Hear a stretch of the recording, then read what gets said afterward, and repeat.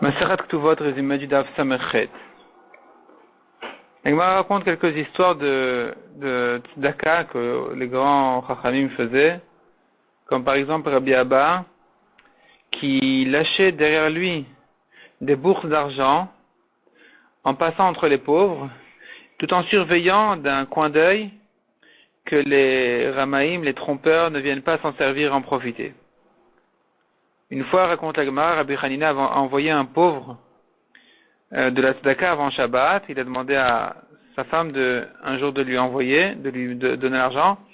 Et en revenant, il lui a dit, tu sais, il n'a pas besoin. C'est un menteur. Il fait semblant qu'il a besoin. Alors que j'ai vu qu'il demandait est-ce qu'on allait le servir ce Shabbat sur des nappes blanches ou des nappes colorées. Il s'agit de nappes de riches. C'est une manière de riche de manger. Donc il est riche. La Gemara dit, donc il a conclu, le tzaddik qui a envoyé cette tzedaka a conclu de là, il a dit, voilà, c'est justement ce que Rabbi Elazar a dit. Il faut être reconnaissant vis-à-vis des trompeurs, des ramaïm, des rusés, parce que grâce à eux, on a une excuse quelque part quand on ne donne pas de la tzedaka. C'est-à-dire, celui qui ne donne pas de la tzedaka, en principe, selon les psukim, on apprend que c'est très grave, c'est comparé à la avodah zara, et c'est péché. Et puisqu'il y a aujourd'hui, on sait bien qu'il y a les voleurs qui font semblant d'être pauvres, et que donc, puisqu'ils nous trompent, alors on donne moins facilement de la tzedaka, c'est une excuse qui peut, quelque part, nous protéger un petit peu de ce problème-là. La Gemara dit encore, celui qui fait semblant, qui passe pour un aveugle ou qui a quelqu'un qui a un autre défaut, un autre problème, alors qu'il ne l'a pas, il fait ça pour gagner de l'argent de tzedaka, eh bien, il va pas quitter le monde avant d'en arriver là. La Gemara ensuite rentre dans la question, est-ce qu'un homme doit vendre un pauvre, est-ce qu'il doit vendre ses meubles, qui ont de la valeur, avant de se servir de l'argent des pauvres, ou non? Eh bien, nous avons une Mishnah d'une part qui dit, non, il n'est pas obligé de vendre ses meubles, il peut les garder, du moment qu'il n'a pas d'argent pour manger, sans vendre quoi que ce soit, il peut se servir de l'argent des pauvres. Par contre, dit la Gemara, si il avait déjà commencé en tant que riche à voler des pauvres en passant comme un pauvre, en passant pour un pauvre et en se servant de l'argent qui est destiné aux pauvres, le Bedin qui va venir lui demander de rendre l'argent, s'il n'a pas suffisamment de quoi rendre, c'est là on va lui dire de vendre et de se simplifier ses meubles. Mishnah suivante. Une fille orpheline qui a été mariée par sa mère ou son frère, en recevant consciemment 50 zouz, 100 zouz, quand elle grandit, elle peut venir réclamer tout ce qu'elle mérite, tout son droit. Elle mérite 10% de l'héritage pour se marier, et elle peut venir le réclamer. Rabbi Houda dit, un homme qui a marié de son vivant sa première fille, on donnera à la deuxième après sa mort autant qu'il a donné à la première. Mais les Chachamim disent, c'est pas la preuve, il y a des changements dans le système d'un homme, et donc il faut plutôt évaluer combien fait l'héritage, et elle prend 1/10 de là. La Gemara, là-dessus, ouvre le grand débat, est-ce que la fille, elle reçoit en fonction de ce que le père lui aurait donné, ou il y a un prix fixe qui lui donne 1/10? Donc la Gemara, elle ramène Shmuel qui dit, on va plutôt juger le caractère et le système de vie du père, en fonction de ça, on va donner à la fille. La Gemara ramène des objections sur Shmuel, finalement la Gemara conclut que c'est une machloket Tanaïm, une machloket entre les Tanaïm, si on va selon le père, ou selon l'héritage. C'est sûr que même si on va selon le père, et qu'on n'a pas connu le père, ici c'est sûr qu'elle prend 1/10. Si on a connu le père, c'est là où il y a la machloket, est-ce qu'on va donner selon la générosité du père, ou bien, non, on donne 1/10, mais c'est un prix fixe.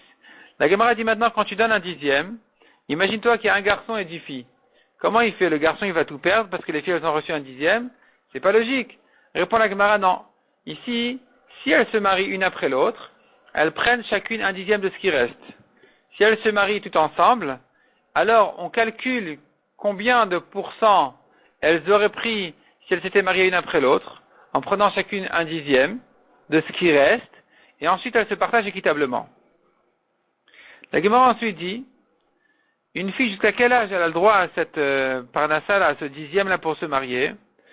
Eh bien, nous avons une braïta qui dit, Marloquette entre Rabbi et Rabbi Shimon ben Elazar. Alors que selon Rabbi, dès qu'elle a l'âge de 12 ans et demi, ou bien qu'elle s'est mariée même avant, elle a perdu.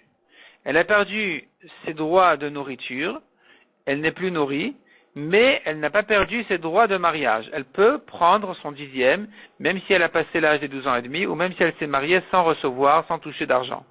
Rabbi Shimon ben Elazar dit non, dès qu'on en est arrivé à cette étape-là, tout est perdu.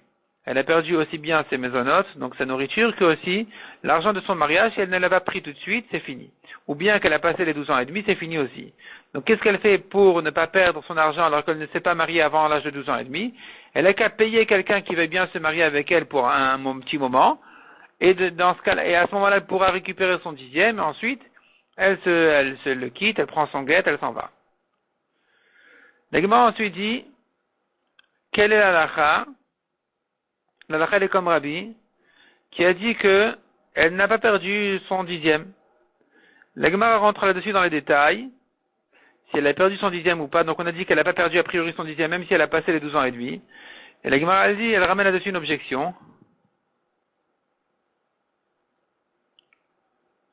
de notre Mishnah. Et la Gemara dit, ça dépend en fait. Si elle s'est tue, elle n'a pas protesté quand elle s'est mariée en disant qu'elle méritait son dixième, eh bien, c'est qu'elle a perdu. Ça y est, puisqu'elle est grande déjà, et qu'elle s'est tue, c'est qu'il y a une mechila. Elle a abandonné ses droits, donc elle s'est perdue. Par contre, si elle a protesté, c'est pas perdu. De même, si elle était nourrie de ses frères et qu'elle s'est tue, c'est parce qu'elle était gênée d'eux, elle pouvait pas trop parler, et donc, même si elle n'a pas protesté à ce moment-là, elle n'a pas perdu. Donc finalement, il ressort comme ça. Avant l'âge de 12 ans, de toute façon, elle peut récupérer son dixième. Si elle s'est mariée, avant l'âge de 12 ans, et qu'elle n'a pas reçu son dixième, quand elle grandira, elle pourra le prendre, même si elle s'est tue. Si maintenant, elle s'est mariée entre 12 et 12 et demi, ça dépend. Si elle est nourrie des frères et qu'elle s'est tue, ça va. Elle pourra récupérer ensuite son dixième. Mais si elle n'est pas nourrie des frères, elle aurait dû protester. Si elle a protesté, c'est bon. Elle a son dixième même plus tard. Sinon, elle a perdu. Si maintenant elle a passé les 12 ans et demi, là c'est sûr qu'elle a perdu son dixième, puisque elle n'a pas réclamé tout de suite. La Gemara ensuite dit, la parnassa, donc ce dixième là qu'elle prend pour son mariage, ne ressemble pas aux conditions habituelles de la Ktuva. La Gemara dit, bon, déjà c'est évident que contrairement aux conditions de la Ktuva, qui ne sont pas encaissées, qui ne sont pas payés des biens vendus, alors que pour se marier, elles peuvent récupérer même des acheteurs si ses frères ont vendu l'héritage. Elle pourra dire, ce dixième-là, il est à moi, je prends de l'acheteur et vous débrouillez avec vous. Deuxièmement, dit la Gemara aussi, pour marier la fille, en principe, on aurait dit, elle ne prend que des terrains, mais selon Rabbi, elle peut prendre même des biens mobiles. Donc, la Gemara dit, en quoi Rabbi pense que c'est pas considéré comme une condition habituelle de Ktuva? La Gemara dit, voilà, pour les conditions habituelles de Ktuva, si un homme avant sa mort, il dit qu'il ne veut pas les respecter, il veut pas qu'on nourrisse sa fille, on ne peut pas l'écouter parce qu'il s'est déjà engagé dans la Ktuva à sa femme, que les filles seront nourries de l'héritage tant qu'elles sont petites, jusqu'à qu'elles aient 12 ans et demi.